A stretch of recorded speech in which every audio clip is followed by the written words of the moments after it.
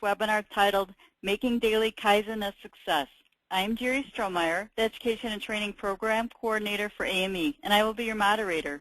Today's presenters are Per Peterson and Henrik Alsterman. Also joining us is Jim Garrick.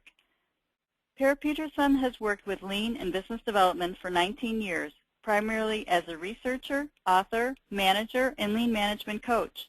Henrik Alsterman has worked with manufacturing and business development since 1983, both as an employee and with his own company, and he began working with Lean in the Toyota production system in 1987. Per is a senior partner, and Henrik is the CEO of Part Development in Sweden, where they work as Lean management coaches and authors. They both have extensive experience in Lean and leadership from administration, manufacturing, product development, and service.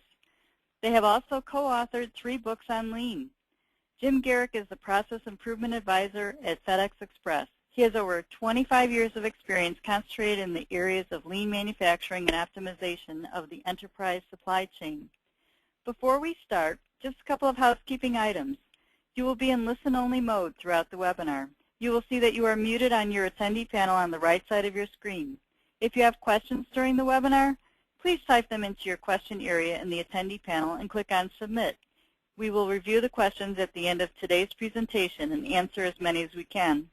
When you log off today, please check your email inbox, and it will be an invitation and link to fill out a short webinar attendee survey. Please take a few minutes to complete the survey today, as your feedback is very important to us to improve future webinars. Our presenters have also graciously agreed to provide a PDF of today's presentation. We will be sending that along with a recorded link for a webinar replay to each of you next week.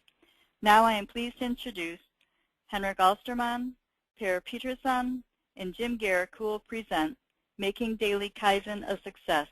Take it away, Per. Thank you, Jerry-Ann, and welcome everybody to this presentation that we have chosen to call Making Daily Kaizen a Success. My name is Per Peterson, and I will make this presentation together with my colleague and co-author Henrik Alsterman. And to us, this with Daily Kaizen is a very interesting topic, because in our experience, a self-sustaining Daily Kaizen is the most critical link to long-term success with Lean. The problem is that it's not very easy to establish in practice, and I guess that at least some of you can agree on that. Anyway, we will share some of our experiences in this field, and we will deliver them in the form of success factors. And I should also mention that the presentation that we're making today is based on our 3 books on Lean that I will just briefly show you at the end of the presentation. So let's go to the topics of this presentation. I'll start by explaining the basic relationships between values, principles, ways of working, and results. And after that, I will look into the importance of standardization and the ability to detect deviations in order to make Daily Kaizen effective. And then Henrik will come in and describe Daily Kaizen, and he will present a step-by-step procedure for effective Daily Kaizen. I will also describe how employees and leaders should act and behave in order to make their Daily Kaizen successful in the long term. And then at the end of the presentation, I will come back to sum up what we believe are the main takeaways from this webinar. And finally, we will have, as Jerry-Ann said, a Q&A session. So, our first topic is from values to results. And in this section, I will explain this model that you can see in this slide. And I will discuss what kind of results we want to achieve to make sustainable improvements. Well, we all need to improve results, and there are many possible ways to do it. Some common ideas that usually come up are to hire more staff, to invest in more and better equipment, to increase working hours, to work harder, and so on. And I guess that at least some of you can agree that you've heard these kinds of suggestions from people around you. But in most cases, we have a lot of waste in our operations, like in this picture. As you can see, only a fraction of the total lead time is value-adding, which unfortunately is quite a common situation. And if we just add resources to a wasteful operation like this, it's likely that the amount of waste will increase even more because we cannot utilize the new resources in the right way. This means that additional resources to a process or a flow like this may even make things worse. So in Lean, we have another approach. By reducing waste, it's possible to improve results without additional resources, at least to some extent. And even if additional resources may be needed in the longer term, the first step should always be to reduce waste. And this will make the operation less complex and enable better use of future resource increases.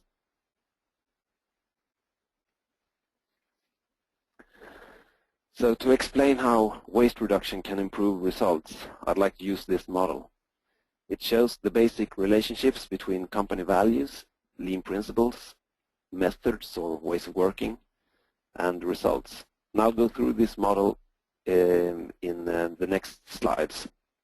But just as an overview, we can say that it all starts with the company values that indicate the organization's desired behaviors. And given these values, the lean principles guide us in how to think to find solutions that reduce waste. But as you all know, thinking is not enough, and therefore we need ways of working to make things happen. The chosen ways of working should be based on the lean principles. And given that we apply the right ways of working in the right way, we should have the right results.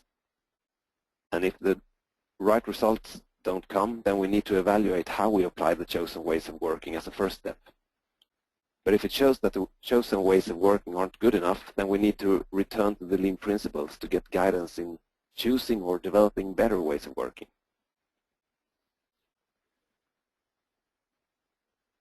So I will now go through this model step by step. So first, the values on top describe how we want to relate to our stakeholders. And usually, the stakeholders to an organization are divided into 4 groups. We have the customers or suppliers, we have the owners, the employees, and society. And all of these stakeholder groups exert power in some way, and they are all affected by the way the operation is managed. And as shown by this figure, the interests of the stakeholder groups should be balanced, which we have visualized with this 4-armed scale. The interests of the stakeholder groups should be balanced for the lean effort to be sustainable. For example, if we try to satisfy customers and owners at the expense of the employees' well-being, there's a great risk that the results won't be sustainable. So over time, everyone must gain something from the lean effort. So this is why the company values are important to create a sound culture. After all, we want to be lean and not mean. And for the values to take effect, they must be translated into desired behaviors. And the only way to get there is by thoroughly discussing and understanding what they mean in practice. You know, hanging a poster on the wall showing the values like they were slogans just isn't enough.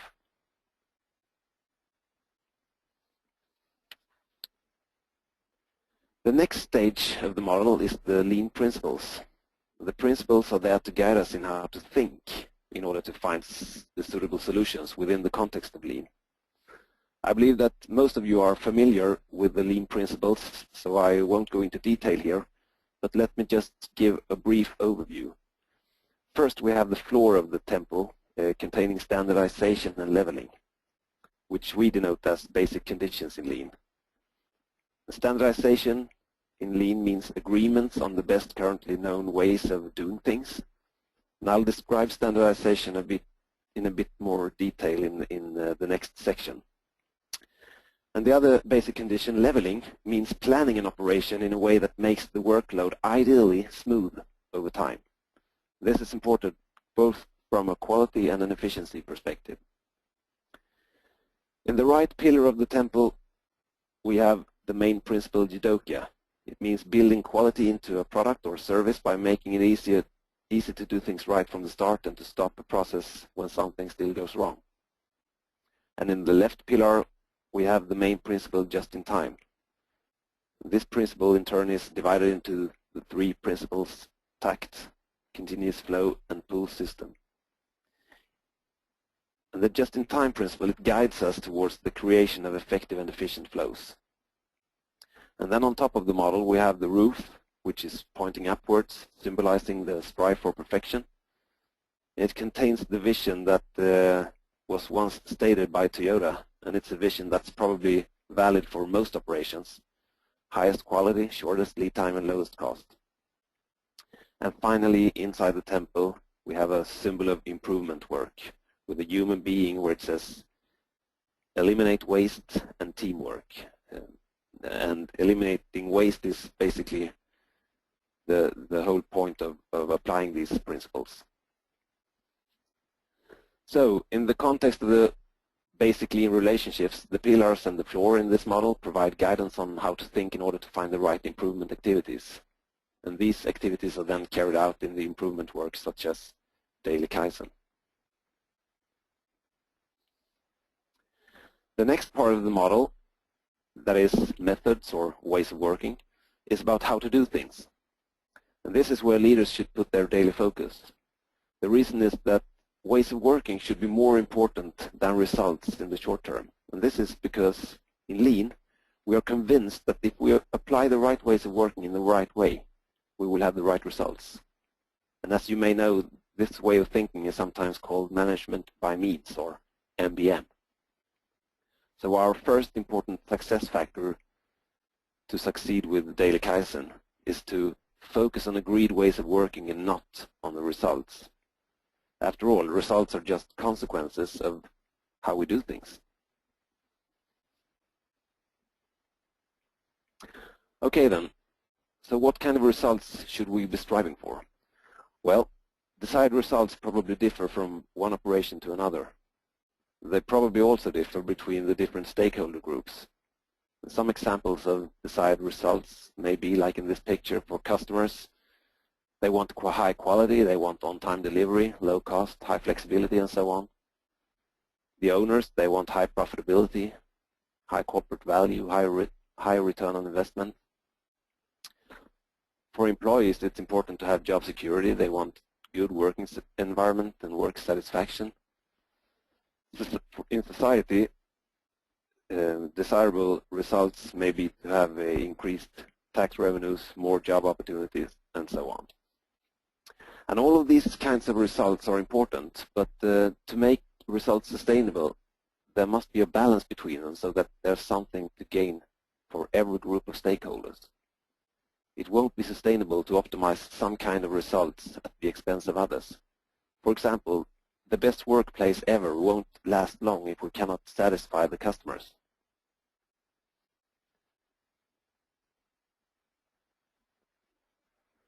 And one of the most important issues when it comes to results is how we deal with excess resources resulting from our successful improvement work.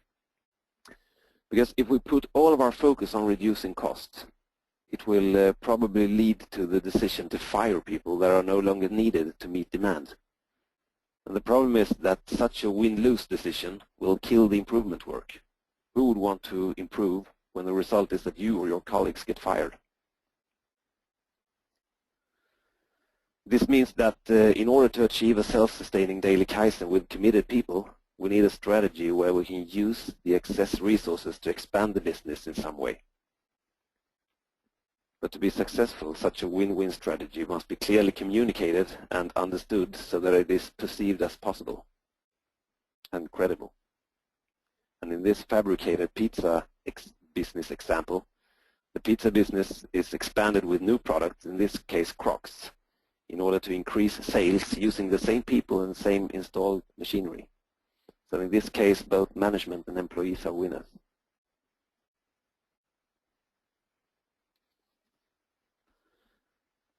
Then the question is what such a positive lean strategy could look like in practice. Well, some examples are to, in the short term, expand improvement work to further increase speed and improve results, which will improve our competitiveness in the short term. And in the longer term, we can use the excess resources to expand the business by, for example, in-source, outsourced products.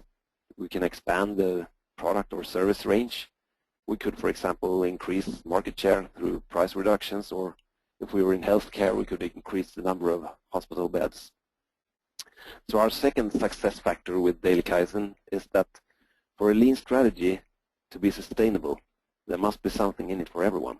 Otherwise, some of the stakeholder groups will lose commitment and the results won't be sustainable.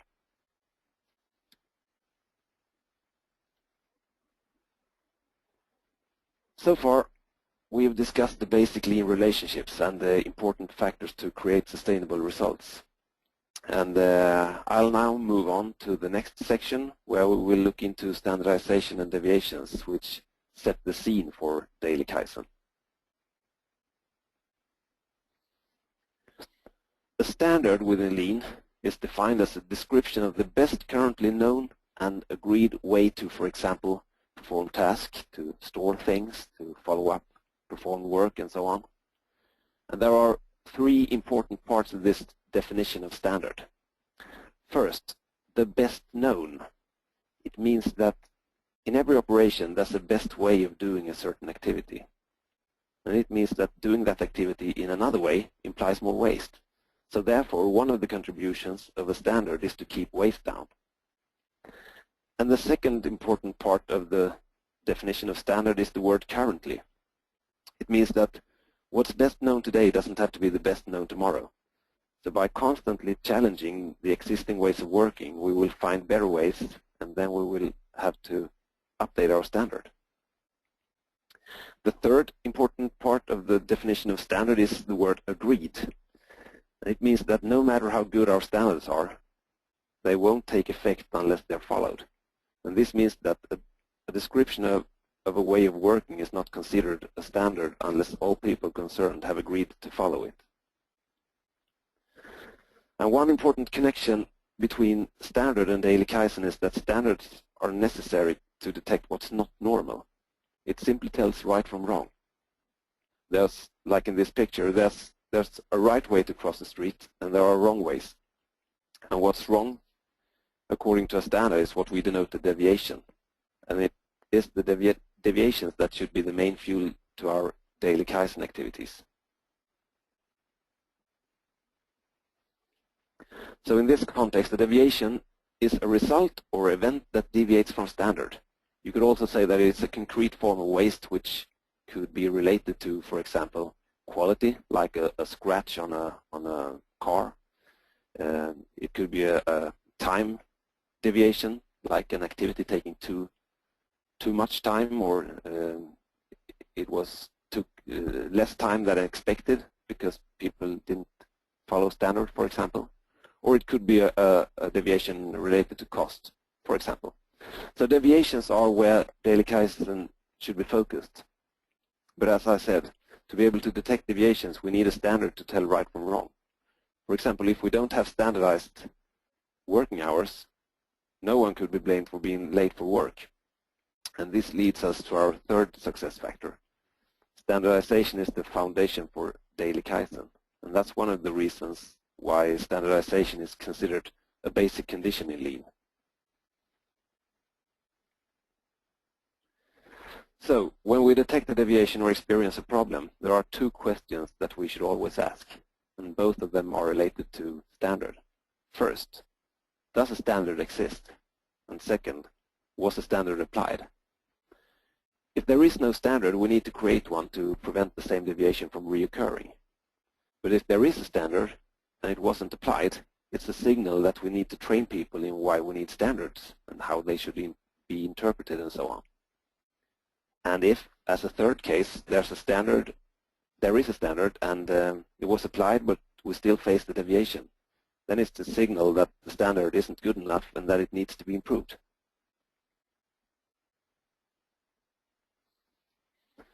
And to be effective, these questions should be directed to the ways of working and not to the person who caused the deviation. Because with the assumption that we should all have that everyone does his or her best at work, it's not effective to ask people to stop making mistakes. Because if I make a mistake when I'm trying my best, I will probably repeat the same mistake if we don't improve my conditions to make it right. That is, that we improve my standard. So by questioning ways of working instead of people, we can encourage the detection of deviations.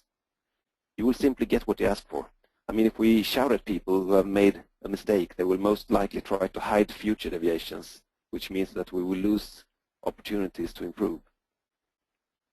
This means that we need to understand that improvements are all about improving conditions to do things right. So our fourth success factor with daily Kaizen is to always question ways of working and not the people. So and now I will hand over to Henrik, who will describe an example of a procedure for a successful daily Kaizen. Take it away, Henrik. Thank you, Per. In this section, we will discuss daily Kaizen and how to achieve a high employee involvement.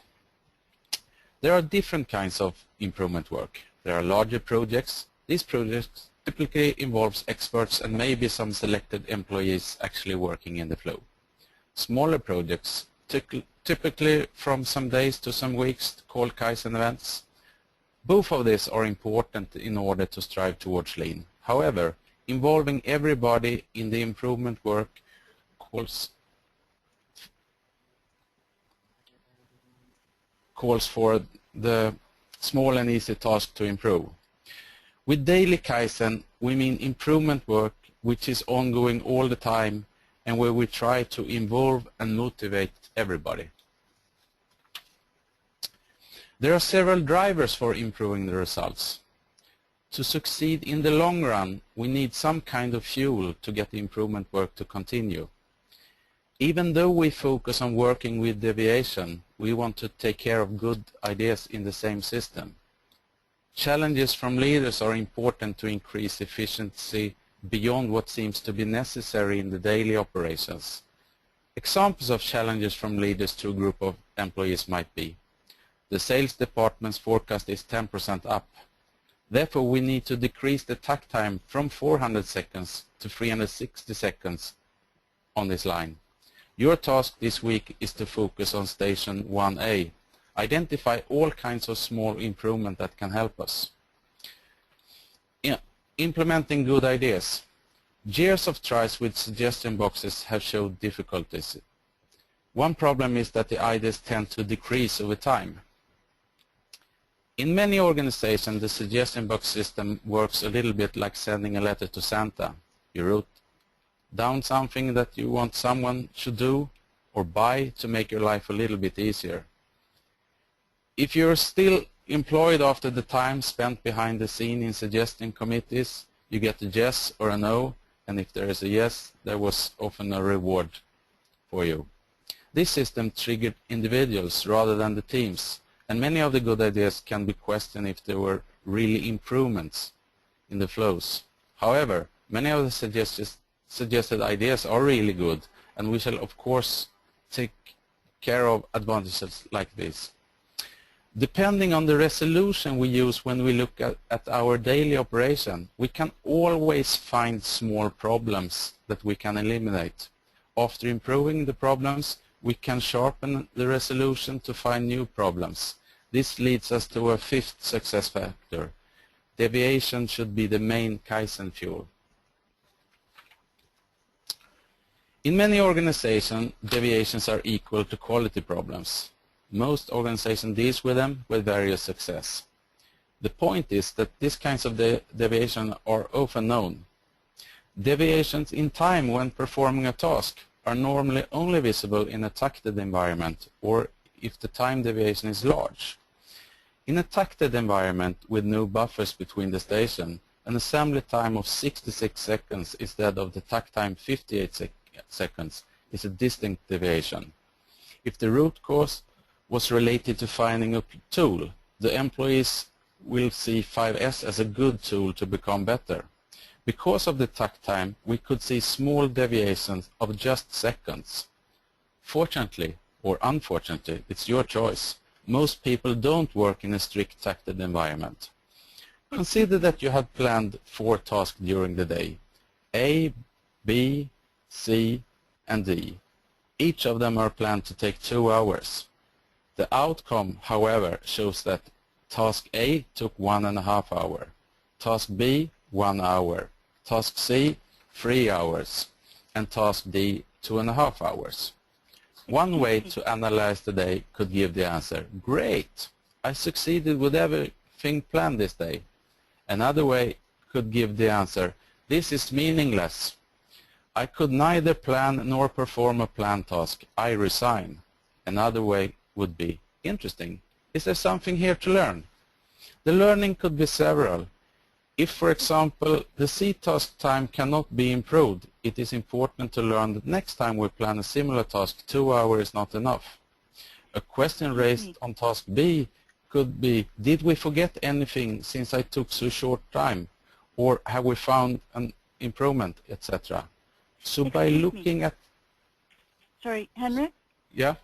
Our slides are still on the success factor number 4. Okay. Strange. Sorry, I don't know what's happened. Yeah, I know a lot of people have been, mentioning, and I've okay. My screen. So it still says the success factor number 4. Okay, then we have a problem. Sorry. I see. Now it's daily Kaizen.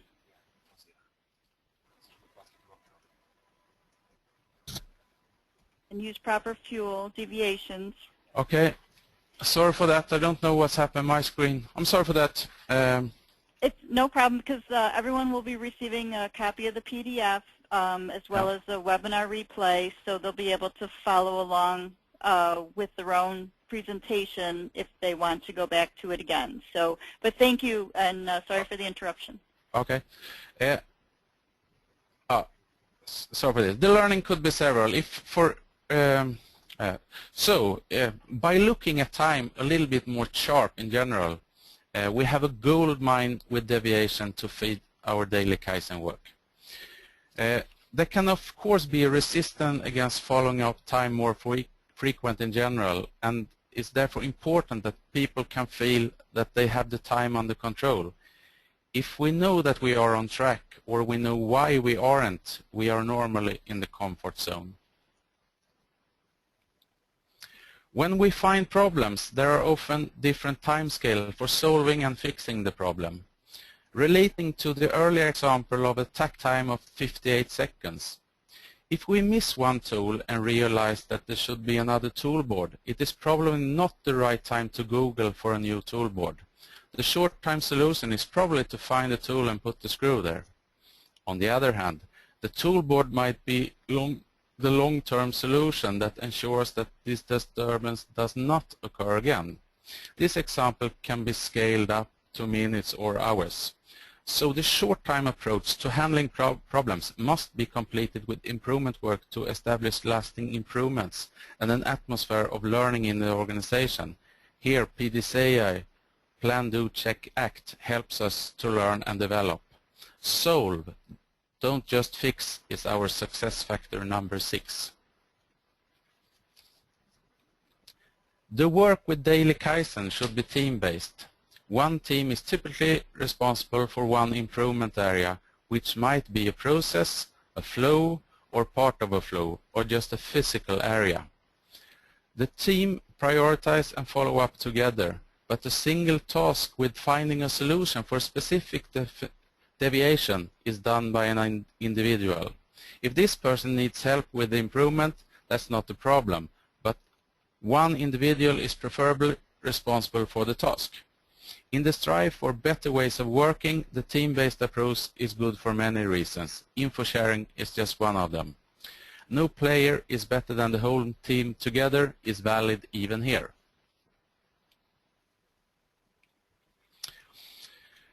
The improvement board is the hub in the improvement work. This is typically a visual whiteboard located close to the members of the group. The board should visualize decisions made and ongoing activities, while at the same time it constitutes a natural gathering point for the improvement team.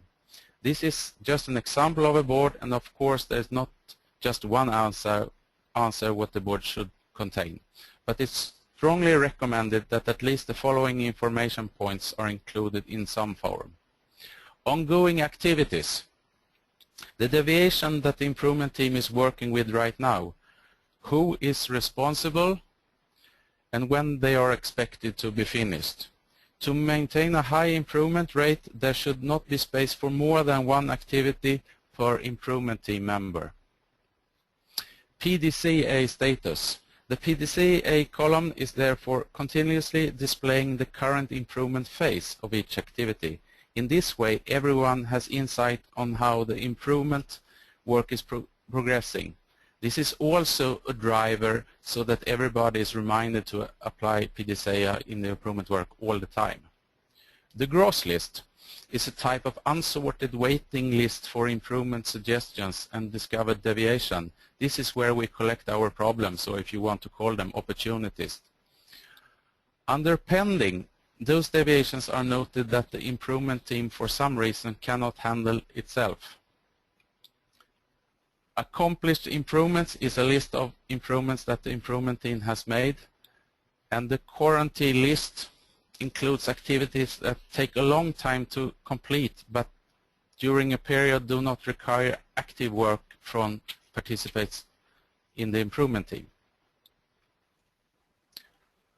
This is a scheme that describes the workflow with the daily Kaizen system from detection of a deviation until a sustainable solution is approved. The flow starts, of course, with the detection of a deviation.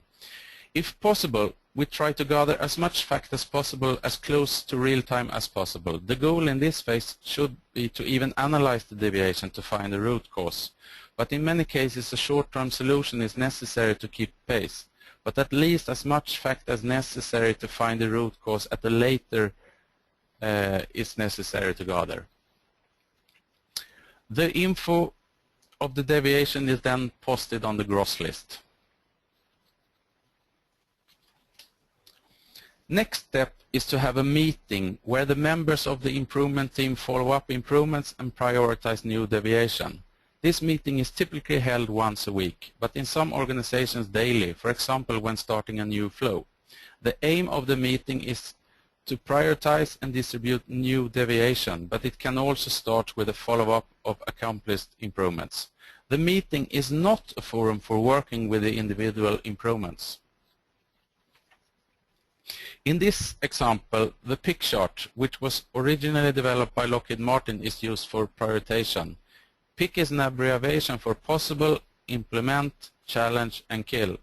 This simple model consists of a 4-field matrix where deviations are sorted based on which effect it would give the organization if a solution for a specific deviation can be implemented, and effort that it would be required to implement the improvement.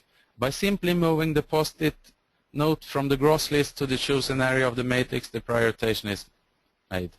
The model is quite simple, but still it's not easy to place all the deviation in a perfect place, but it certainly acts as a filter for sorting out tasks that shouldn't be spent efforts on. The green line shows in which order we pick them.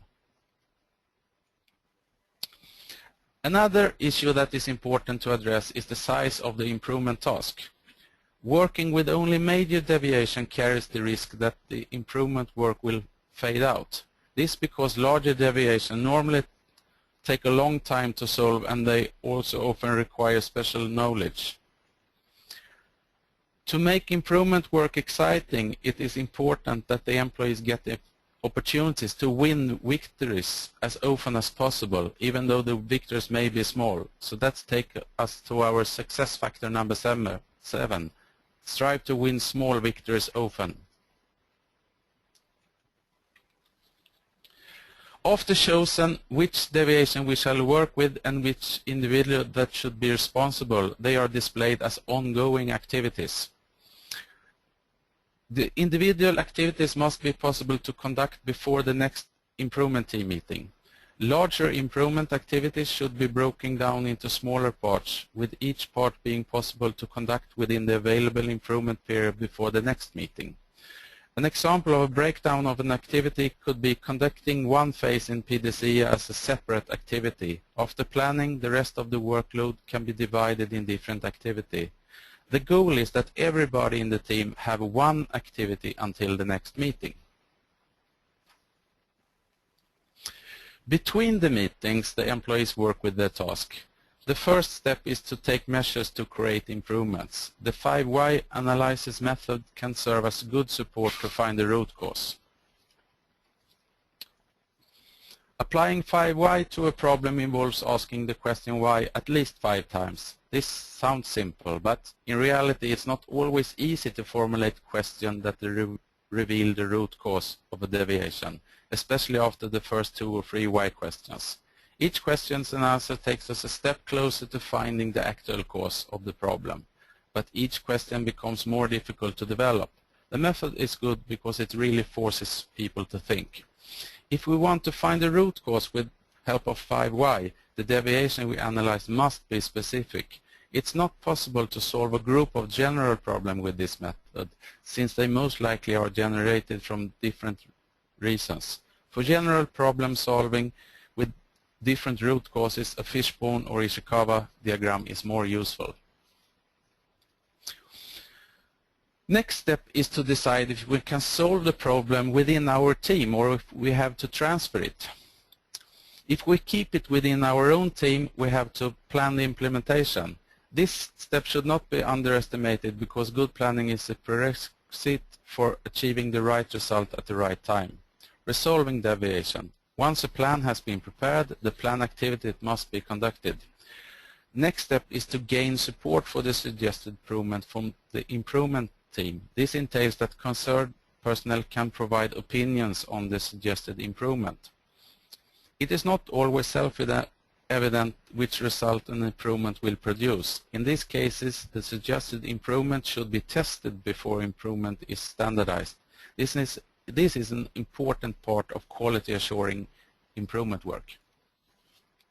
If we cannot solve the deviation within the group, we need to transfer the deviation into another group. It's suggested that everybody within the organization belongs to an improvement team. The task can therefore be transferred to a team who have the right conditions or resources to work with them. The team transfer the deviation notice as pending and monitors the answer. The receiving team of the transfer deviation put it on their gross list. There is of course a possibility that the transfer deviation will not pass the pick chart of the receiving team, and if it is important, a representative from the transferring team can go to the receiving team's meeting to promote why it's important to solve the deviation. In some cases, a longer test period will be required before the result of a proposed improvement can be evaluated. These are moved from ongoing activity list to the quarantine list, making room for the team to take on new improvement tasks. Once an improvement has been achieved, the next important step is to standardize it. Only when the standard has been updated, communicated and agreed to those affected by it, the work can be considered done. When standards are updated and the people affected have been informed, then the implemented improvement can be listed on the improvements board in the column of accomplished improvement. This column maintains a list of all improvement that has been made. Next section, guiding principles for employees and leaders. To succeed with the daily Kaizen, it is important that everybody is involved. All employees have two equally important tasks: to perform the assigned work and to improve their ways of working. It should not be an option to participate in the Kaizen work. On the other hand, we must have really realistic expectations what everybody can contribute with. And also the leaders have two equally important tasks: to develop the skills of the employees and improve their ways of working. That means leadership. This demands, among other things, that the leaders must have time for leading their staff. It's important that all organizations level are involved. Leaders and support functions should act as resources to the improvement team, and it's also very important that the feedback is rapid. So our success factor number 8 is to involve all organization levels in the improvement work. To help in guidance for the employees and also to clarify what is expected from each of them, there are 4 employee principles. These principles represent ways of thinking that guides. They are: act in line with values, follow standards, cooperate, and participate in the improvement work. Act in line with values means that everyone lives in accordance with common shared values. Follow standards. This can mean, for example, carrying out tasks in the agreed upon way or storing things in the agreed upon place, etc. The principle cooperate stems from the conviction that the team's ability is greater than the sum of its individual members' abilities. This is the main reason why daily Kaizen work should be carried out by improvement teams.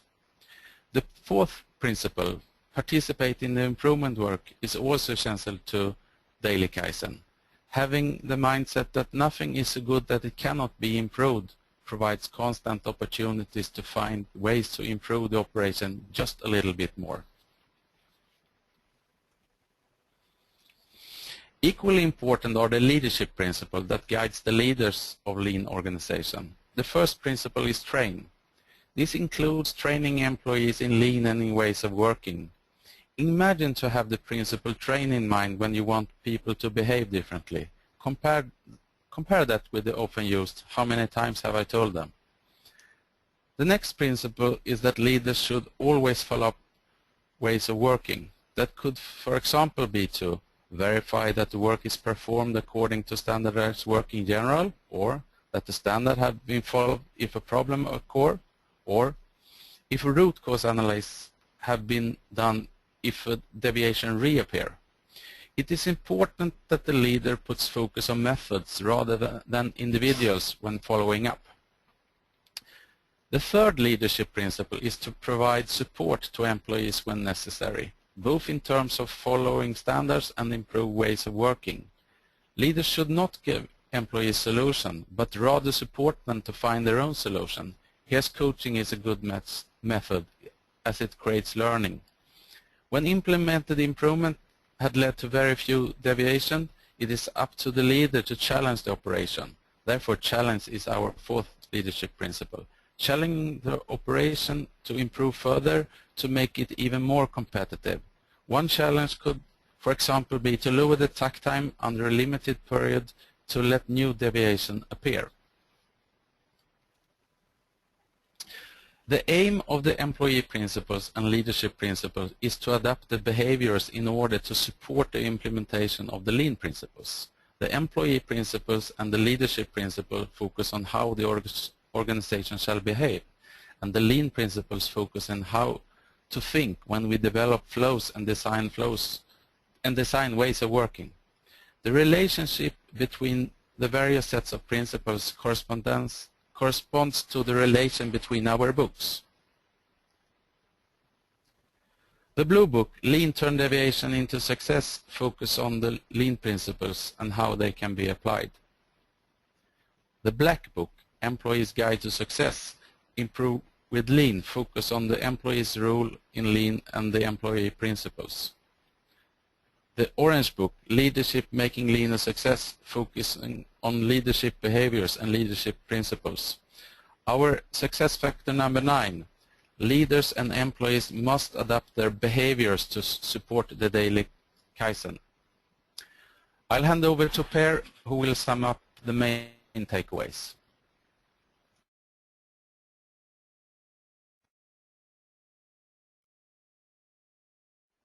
Thank you, Henrik. There we are. So now we've come to the end of this presentation, but before we move on to your questions, I'd like to just briefly repeat the success factors that we presented and that we believe are the main takeaways from this webinar. So our first success factor, as you may remember, is to focus on agreed ways of working and not on results. And this is because we consider results as being consequences of how we do things. It means that leadership should be focused on our agreed ways of working, or put in another way, our standards, and this is often called management by means. The second success factor is that there must be something in it for everyone. It means that there must be a balance between the interests of all of our 4 stakeholder groups for improvements to be sustainable. Success factor number 3 is that standardization is the foundation for daily Kaizen. It's because standards are necessary in order to detect deviations, because standards tells right from wrong. But also an improvement is not considered implemented unless the standard is updated with the currently best knowledge. And this means that the standard in fact carries the information of performed improvements. The fourth success factor is to always question ways of working and not people. It means that leaders must have a positive attitude to their employees and detect deviations. If we don't act in a way that people feel free to highlight deviations, they are likely to start hiding the deviations instead, and then we will lose important opportunities to improve. Success factor number 5 is that deviations should be the main Kaizen fuel. Good ideas are great, but to achieve a self-sustaining daily Kaizen, we need to be able to detect and solve deviation as well. And solving deviations will definitely improve an operation, while good ideas may not. I mean, implementing a good idea might just result in a change and not an improvement. And that's why we say that deviations should be the main fuel to a successful daily Kaizen. Success factor number 6 is solve, don't just fix. It means that in order to solve the root cause, we must be consistent in applying a structured improvement method like the PDCA. But if we don't take the time, but rather keep fixing things, we are likely to realize that the same deviation will reoccur. Our 7th success factor with daily Kaizen is to try to win small victories often. It means that for a daily Kaizen to be sustainable, we need to break down improvement activities into smaller parts. It will be much more fun to improve when we can frequently realize that we are continuously making progress. And performing small improvements often will also increase improvement speed. Success factor number 8 is to involve all organizational levels. It means that everyone in the organization, from top management to the frontline employees, should work with daily Kaizen in the same way.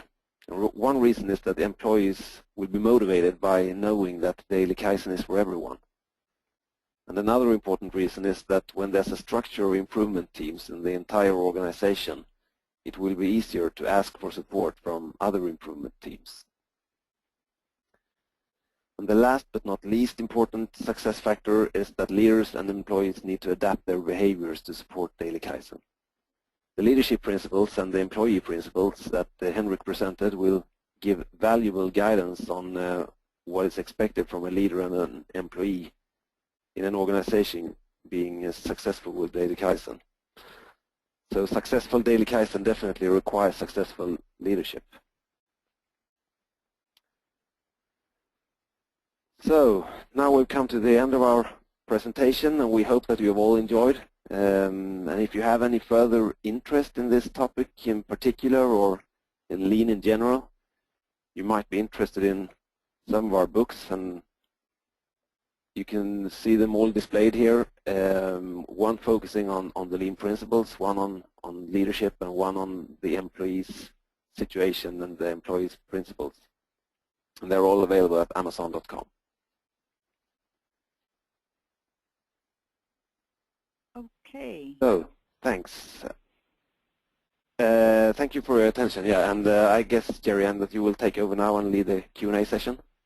Sure, great, and thank you both. Now we will review any questions, and if you do have any questions, please submit them on the right side of your screen and I'll read them. And we do have several questions, and the first one is, can Per comment on why senior level leadership is not aligned and normally not involved in daily Kaizen? Yeah, I can. I think I agree that it's a normal situation, because daily Kaizen often starts with the frontline employees, and very often, all too often, It never leaves that stage. But in our experience, there should be no difference between working with daily Kaizen on the frontline employee level and the top management level. In successful organizations that we've been working with, you can see that they have exactly the same structure, the same kind of improvement team boards. They have the exact same type of the procedure that Henrik presented. It's exactly the same all the way, and I think the only way to get there is by making top management realizing what it actually means to work with small improvements and that they can improve their own ways of working as well. So in our opinion, there should be no difference, and as I said as well, having this structure of improvement teams throughout the entire organization from bottom to the top enables improvement teams to send improvement tasks that they cannot perform themselves to other improvement teams. For example, their managers' improvement teams. I hope that was an answer to the question. Great, thanks. And then another one for you. Could you comment on how many organizations are following or deploying Lean correctly? Oh, that was a difficult question. I mean, how many organizations are there? We work. I think during our 10 years as consultants, we have been working with more than 200 customers, and I don't know exactly how you can say that an organization is working with Lean in the right way, but we don't consider Lean as an end state that you can actually achieve, but more like a direction in which you work. We've been working with some of the best Lean companies in Sweden, and they are really, really good. We've compared them to our visits with Toyota in Japan, and they are almost as good, but just like Toyota in Japan, they still have things to develop. So in our opinion, you strive for Lean, you don't get Lean. Okay. And another one is, could you comment on the term standard work and standardized work? Yeah, I think that in our opinion it's the same, two different ways of saying the same thing. So standard work or standardized work is the same in our opinion. Okay. Yeah. And how do you go about changing the leaders' and employees' behavior? Well, I think you could answer that question in different ways. For example, the behavior that are related to our values, that is something that we need to train as leaders by breaking down our fluffy company values into more concrete behaviors and also activities. How do we work with respect, for example, being one of Toyota's values. For example, you can break that down to activities like being on time, and just by following up that kind of activities will actually teach people to align with the values. And I think that's also valid for all of our ways of working in an organization, that if the leaders are interested in how the work is done, and they are actually following up and asking questions about work and following up that people are working with the ways of working that we have agreed upon, that is definitely the way to teach people, to train people to change behavior and to get closer to a lean culture. Okay.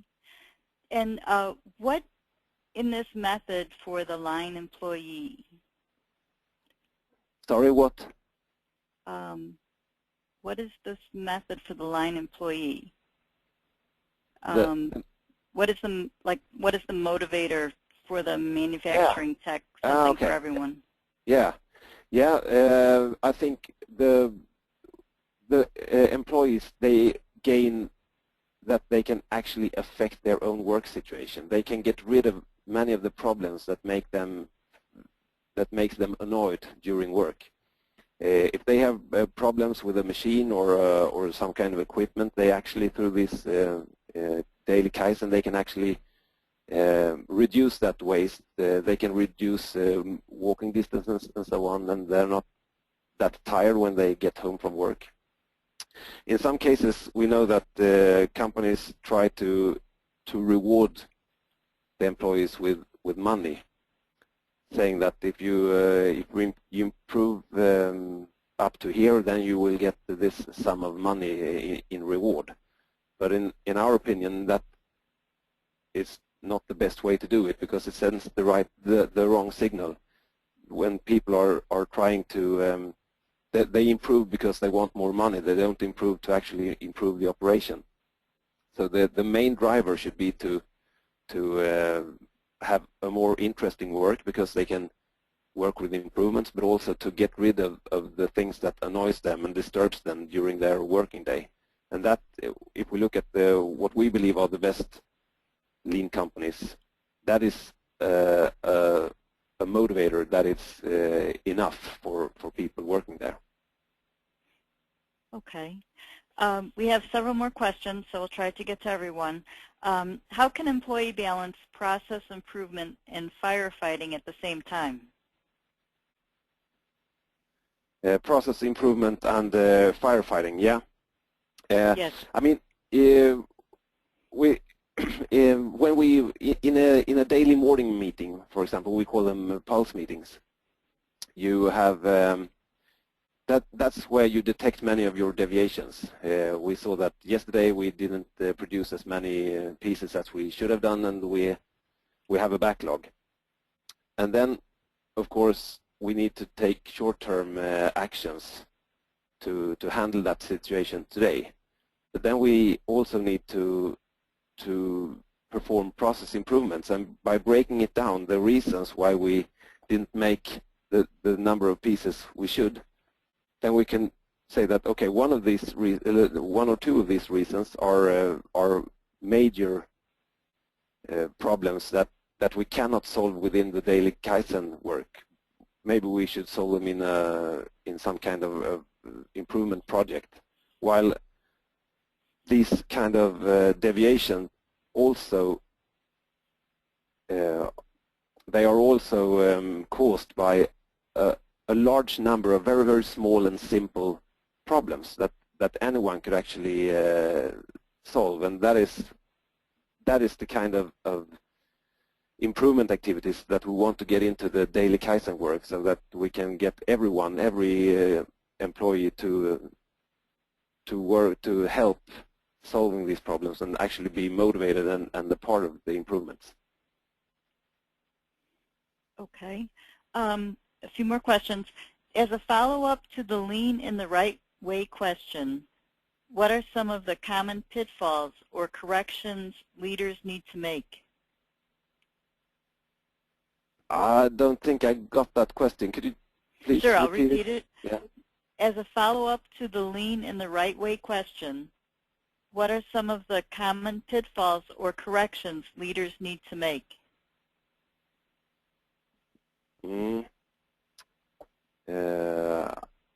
If I got that wrong, I'm not sure I got it wrong.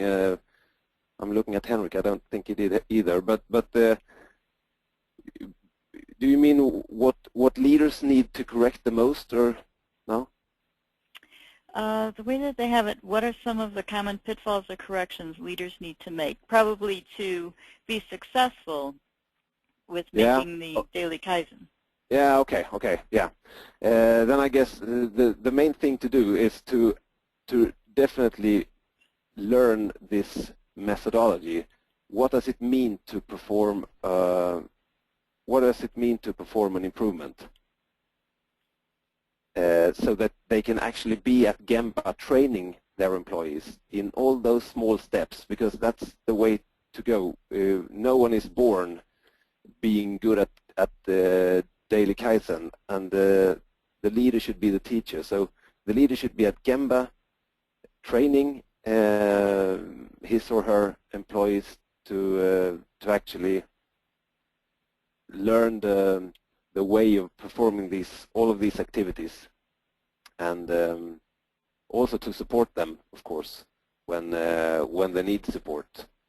So being close to the employees and training them in this methodology of making daily Kaizen, I would say that is the most important thing on the part of the leader when it comes to daily Kaizen.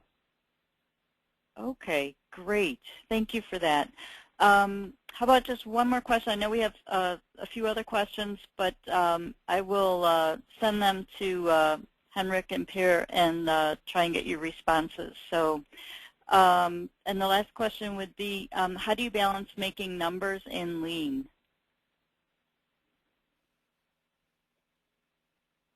Balance making numbers? Yes, probably for like sales or even like KPIs, trying to make the numbers and balance Lean. So you have your company goals, I imagine, yeah. And then yeah. How do you continue to do the Lean? Yeah. Okay. Yeah. As we said, we believe that results are just consequences of how we do things. So, I mean, in our opinion, or in Lean in general, results are just as important as in any other operation, but the difference lies in how we get there. So basically what we do is that we have our sales targets or our other goals of kinds, and then we from the Lean principles we derive ways of working or methods, saying that, okay, if we do it like this, if we are consequent in applying these ways of working, we will get closer to our target. So basically it is about sticking and being consistent to the chosen way of working. And then we need to constantly follow up that the results, the trend of the results are going in the right direction, and that they're going fast enough in the right direction. And if it doesn't, then we need to step back and look at how we apply the chosen ways of working, and also question if we have chosen the right ways of working. But no matter what kind of results there is, in Lean we say that the way to reach the results is through constantly applying the chosen ways of working. And that is chosen ways of working, of course, that are aligned with Lean thinking. Okay. Great. Well, thank you, everyone, for your questions. Again, any outstanding questions, I'll try and reach out to the presenters and get you answers. And thank you again, Per and Henrik, for a very insightful presentation. And thank you, Jim, and the people at FedEx for supporting and for their questions. And this brings our webinar to a close. Our next webinar is scheduled for March 4th, titled Getting Started, Vigorous Learning Organizations, with Doc Hall and Jack Ward. Please visit AME.org under AME Events and Training for more information and to register. And don't forget to fill out the short survey that will be in your inbox. Thank you, everyone, for attending, and have a productive day.